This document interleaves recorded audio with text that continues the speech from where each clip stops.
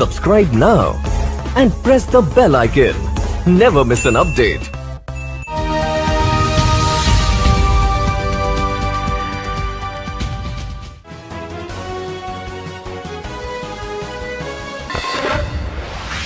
जैसे कि आप जानते हैं कि ग्राम प्रधान का बिल्कुल जो है बच चुका है, यानी सीधी अगर बात करें तो ग्राम पंचायत का चुनाव की तैयारी जोरों तोरों पर तेजी से शुरू हो चुकी है। तो ऐसे में मेरे साथ धीरेन्द्र श्रीवास्तव डब्बू हैं। आपको बता दूं सलारपुर गांव में हूँ उस वक्त, और सलारपुर गांव जो है सिटी से बिल्कुल मिला हुआ है, और सिटी से मिलने के बाद जो है यहाँ किसी वजह से यहाँ ग्राम पंचायत है, और ग्राम पंचायत होने के बाद अगर बात करें तो अब जो नए यहाँ पर प्रधान बनेंगे उनके क्या मुद्दे हैं, उनके क्या एजेंडे हैं, उनसे ही जान लेते हैं। जनता के उम्मीदवार जो जनता से ताज पहनाएगी, अगर हम यहाँ से जीतते भी भावी हैं, आगे जाके प्रत्याशी हो जाएंगे चंद दिनों बाद, जनता जो अपना ताज पहनाएगी यहाँ पर, वो किस तरीके से यहाँ पर देखते हैं और क्या क्या उनके मन में, क्या क्या उनके दिल में, कि क्या यहाँ पर होना है, सलारपुर के अंदर क्या बदलाव यहाँ पर आने वाले हैं। जी नमस्कार, मैं धीरेन्द्र श्रीवास्तव भी आप चुनाव लड़े हैं जी, मात्र 22 वोटों से आप रहे। जी मैं 2000 में उप प्रधान था गांव सलारपुर का। मेरे चचा थे तो वो प्रधान थे। हालांकि काफ़ी गांव में काम हुआ सड़कों के हिसाब से, और वैसे हमारा आदर्श गांव है, शिक्षित गांव है, परिवार में सब में बहुत ही ज़्यादा आपस में मिलनसार, सब कुछ ठीक है। जहाँ तक गांव की वैसी काम करने की स्थिति है तो उसमें एक हमारे यहाँ जो झोड़ है वो बेहद ख़राब स्थिति में है। उसका पानी ओवर हो गया और बरसात में एक नाला ना होकर वैसे ही रास्ते पे को जो हमारे गांव की जो प्रजापति की वो है आबादी है जी, उसमें को घरों में को निकल कर जाता है। जो पक्ष कभी किसी ने गांव वालों ने या किसी प्रधान ने, या हमारा दुर्भाग्य है में पिछली योजना में नहीं हुआ, जो हमारे यहाँ एक कोड है हमारे गांव का, जो हमने काफ़ी कोशिश करी लोगों को वो करने की, लेकिन किसी के निवश हम उस काम को नहीं कर पाए। तरीके से आपने बताया ये भी एक बहुत बड़ा मुद्दा है अपने आप में कि झोड़ तालाब जो है 5 सालों तक ग्राम प्रधान जो है इन्हीं चीज़ों में, मैंने अक्सर देखा है ज़्यादातर ग्राम प्रधान 5 सालों तक इन चीज़ों में अटके रहते हैं। इसकी एक वजह है, निधि तो बहुत अच्छी आती है, बजट बहुत अच्छा आता है, मगर उसका काम नहीं हो पाता। कुछ राजनीतिक कारण भी हो सकते हैं। वैसे अगर कोई करना चाहे प्रधान तो ऐसा मुश्किल भी काम नहीं है। सभी लोगों के सहयोग से अगर मिलकर बैठ कर हम लोग काम करें तो मुझे उम्मीद है शायद हम उसे, अगर बार बार हम सालाना उसे सफाई भी करते रहें तो भी काम बन जाए, या एक बार बरसात में, सिर्फ बरसात में उसे अच्छे ढंग से जो हमें जो भी कोई सरकारी मदद मिल रही है उसके मार्फत अगर हम अच्छे से उसको उसमें लगाना तो कोई दिक्कत नहीं है।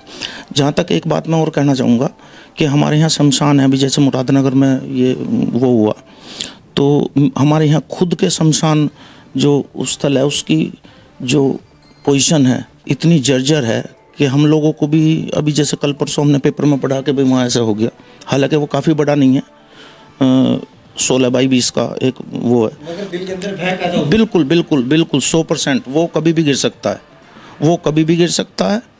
अभी हमने कई बार लिख के भी दिया, हालांकि वहाँ काफ़ी काम हो भी गया है, लेकिन जैसा ये हादसा हुआ दिल दहलाने वाला, उसे देखते हुए लगता है वो कभी भी गिर सकता है।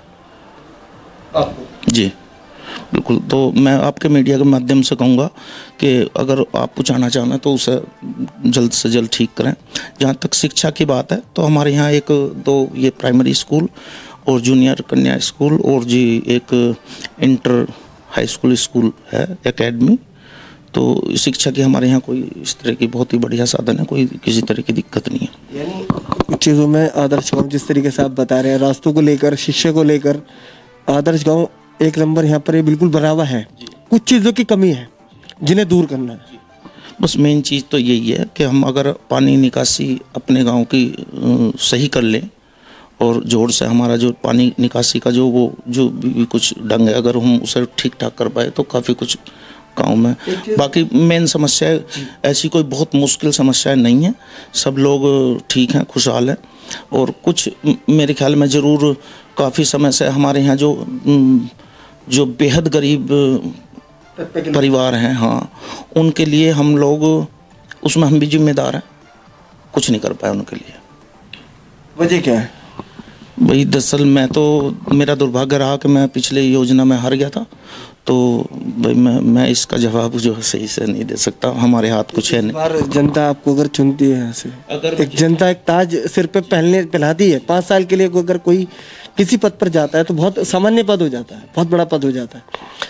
तो कुछ जनता, अगर गांव की जनता मेरे पे विश्वास रखती है और मुझे गांव की जनता ने चुना, तो भगवान की दुआ से मेरे पास सब कुछ है। मैं अपनी नौकरी को बड़े ढंग से, बड़ी ईमानदारी से और बहुत ही बेहतरीन ढंग से निभाऊंगा जी। यानी 5 साल तक जनता की सेवा करनी। एक लास्ट सवाल, नशाखोरी धीरे धीरे पहले शहर के अंदर थी, अब गाँवों में पैर पसार रही है, और काफ़ी गाँव में देखा गया कि कच्ची शराब और हरियाणा वगैरह की शराब जो है बहुत ज़्यादा अनलिमिटेड, ये चीज़ें यहाँ गाँवों के अंदर भी पैदा हो रही हैं। तो यहाँ पर क्या हालात हैं? पिछले 10 सालों से गांव की नशाखोरी में शराब की स्थिति बहुत ज़्यादा ख़राब है। बहुत लोग, बहुत नए बच्चे शराब की ओर बढ़ रहे हैं, एक तो शहर नज़दीक होने के नाते भी, और हमारे गांव में भी या इस तरह से नज़दीक में चोरी छिपे शराब का आना, बिकना और नए नए लोगों को जो नशा उसमें लगना, ये बहुत नई जनरेशन के लिए बहुत खतरे की बात है। और अगर हमें गांव ने किसी भी चुना तो हम इसके खिलाफ जो आवाज़ उठाएंगे। कुछ चीज़ों की जरूरत है सलारपुर के अंदर। आदर्श गांव पहले भी रहा है और कुछ चीज़ों की कमी है, और अगर विचित्र जी यहाँ से प्रधान बनते हैं, नरेंद्र जी यहाँ से अगर प्रधान बनते हैं, तो देखिएगा जिस तरीके से इन्होंने कहा है कि मेरा पूरा जो क्रेडिट है, 5 साल का जो टाइम और समय है, वो पूरा जनता को दिया जाएगा। कुछ गरीब परिवार जो है किसी कारण से यहाँ पर उभर नहीं पाए, उनका भी पूरा साथ यहाँ पर दिया जाएगा। मैं आपके माध्यम से अपने गांव के निवासियों को, जो मेरी जनता जनार्दन है गांव की, उनसे मैं एक रिक्वेस्ट, एक अपील करना चाहता हूं कि अगर आपने मुझे चुना तो मैं आपके हर वादे पे खरा उतरूंगा और पूरी ईमानदारी से, पूरी शिद्दत से अपना कार्य करूँगा।